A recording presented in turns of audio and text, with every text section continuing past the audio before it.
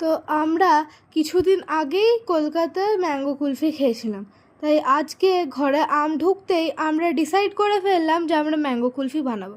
তো সবার আগে আমরা আমগুলোর থেকে আঁঠিটা স্কুপ করে বের করে নিচ্ছিলাম। তারপর আমরা দুধটাকে ঘন করে ওতে ড্রাই ফ্রুটস আর কেশর দিয়ে একটা সুন্দর মিশ্রণ বানাই, যেটা অনেক মিষ্টি আর সুস্বাদু ছিল। তারপর আমরা আস্তে আস্তে আমগুলোকে একটা প্লেটে রাখতে শুরু করি, যেটাতে আমরা তারপরে ঢালতে শুরু করি হচ্ছে ওই দুধের আর ড্রাই ফ্রুটসের বানানো মিশ্রণটা।